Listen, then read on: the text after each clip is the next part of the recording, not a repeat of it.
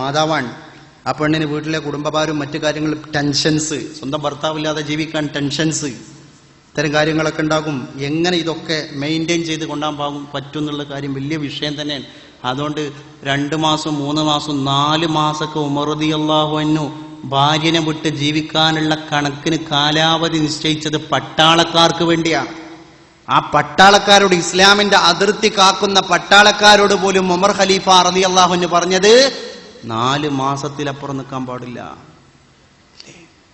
വെറുതെയാണോ S N Jameel പാട്ട് എഴുതിയത്? ബുദാബിയിലുള്ളോരെഴുത്തു പെട്ടി അന്ന് തുറന്നപ്പോൾ കത്തു കിട്ടി, എൻ പ്രിയേ നീ നിന്റെ ഹൃദയം പൊട്ടി, എഴുതിയ കത്തു ഞാൻ കണ്ടു ഞെട്ടി. വലിയ പാടാണിത്. കാരണം എന്താ? നമ്മുടെ കുടുംബ പശ്ചാത്തലം ഇന്ന് മലീമസമായി. എസ് എ ജമീൽ എന്ന് എഴുതിന പാട്ട് നിങ്ങളാ മനസ്സിലാക്കണം. എന്ന് എഴുതിണ്?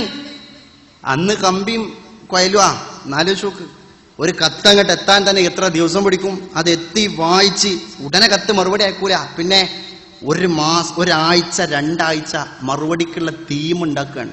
എന്ന് പറഞ്ഞാൽ ഒഴിഞ്ഞിങ്ങനെ ജോലി സ്ഥലത്ത് നിന്ന് ഒഴിഞ്ഞിരുന്ന് പോയിട്ടുണ്ടാവില്ല, കണ്ണിന്ന് ഇങ്ങനെ ഒരു കണ്ണീര് ഒഴിച്ചാണ്. അതൊക്കെ ഒരു രംഗം തന്നെ. ഒരു ഉംറക്ക് പോയപ്പോൾ ഞാനിത് കണ്ടിണ്.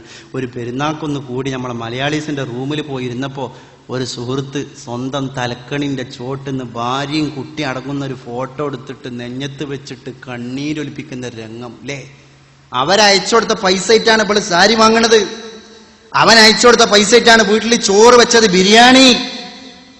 നമ്മളെ മലയാളി സുഹൃത്തുക്കള് അന്ന് മാത്രം ബിരിയാണി വെക്കൂല പെരുന്നാളിന്, പിറ്റേന്നോ 2ാം പെരുന്നാളിനോ വെക്കും. കാരണം എന്താ? അതൊക്കെ തിന്നിട്ട് പോവില്ല. അതന്നെ.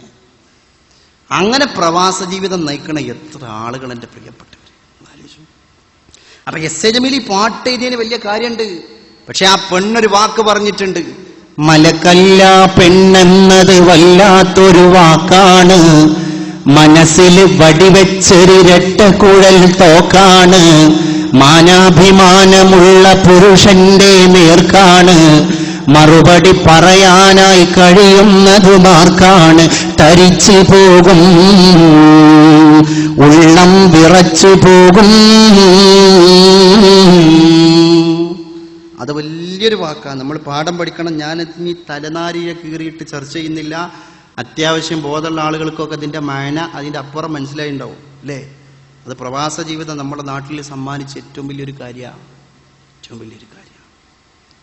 പിന്നെ അദ്ദേഹം ഒന്നും കൂടി വ്യക്താക്കാൻ വേണ്ടി പറഞ്ഞു, എന്ത്? പെണ്ണിന്റെ ആവശ്യം അറിയാത്തൊരു ഭർത്താവ് പൊണ്ണൻ, അവനാണ് അവളുടെ തെറ്റിന്റെ കർത്താവ്, അവസരമാണാവശ്യത്തിന്റെ മാതാവ്, അതിനിടം കൊടുക്കുന്നവൻ വിഡ്ഢികളുടെ നേതാവ്. അല്ലാഹ്, അതിലപ്പുറമൊക്കെ ഇനി പറയാൻ കഴിയും അല്ലേ? എന്താ പറയുക, ഞാൻ മലപ്പുറത്ത് പറയണത് പ്രവാസ ജീവിതം അവസാനിപ്പിക്കാനല്ല. ഈ മലപ്പുറത്ത് ഈ മദ്രസ്, ഈ പള്ളി വേണ്ട, 1000കണക്കിന് മതസ്ഥാപനങ്ങൾ ആ പ്രവാസിയുടെ ചോരയാണ്. പക്ഷെ ആ പ്രവാസിക്ക് വേണ്ടി എസ് എ ജമീൽ രചിച്ച ആ പാട്ട് ഞാനിവിടെ പാടിയത് എന്തിന്റെ പേരിലാണ്? പാവപ്പെട്ട നമ്മുടെ പ്രവാസിയെ എടുത്ത് ചൂഷണം ചെയ്ത് ആ പാവപ്പെട്ട പ്രവാസിയുടെ കുടുംബം പോലും അവതാളത്തിലാകുന്ന മൊബൈൽ ബന്ധങ്ങൾ നമ്മുടെ നാട്ടിലുണ്ടാകുമ്പോ പാവപ്പെട്ടവൻ കഷ്ടപ്പെട്ട് അധ്വാനിക്കുന്നതിന്റെ റിസൾട്ട് നമ്മൾ പഠിക്കണം, നമ്മൾ മനസ്സിലാക്കണം. ഞാൻ അതിനു വേണ്ടി പറഞ്ഞതാണ്. അവരുടെ ഒരു ഇന്നസെൻസ്, നിരപരാധിത്വം നമ്മൾ അന്വേഷിക്കണം. എൻ്റെ പ്രിയപ്പെട്ടവർ, എത്ര കഷ്ടപ്പാടാണ് ഗൾഫ് ജീവിതം. എന്നിട്ട് നമ്മുടെ പ്രിയപ്പെട്ട സഹോദരിമാരെ വേലി ചാടിച്ച് കൊണ്ടുപോകുന്ന പ്രക്രിയക്ക് മാഫിയകൾ പടക്കം പ്രവർത്തിച്ചുകൊണ്ടിരിക്കുന്നുണ്ട് നമ്മുടെ നാട്ടിൽ നിന്നാണ്. പാവപ്പെട്ട പെങ്ങളെ, നിനക്കുമുണ്ട് പരലോകം, നമുക്കുമുണ്ട് പരലോകം. അതുകൊണ്ട് ദുനിയാ മസ്റഅത്തുൽ ആഖിറ, ഇത് പരലോകത്തേക്കുള്ള കൃഷിയിടമാണ്. ഇതിനെ നല്ല രീതിയിൽ നമ്മൾ ചെലവഴിക്കുക. അല്ലാഹു തൗഫീഖ് നൽകി അനുഗ്രഹിക്കുമാറാകട്ടെ. ഞാൻ അവസാനിപ്പിക്കും.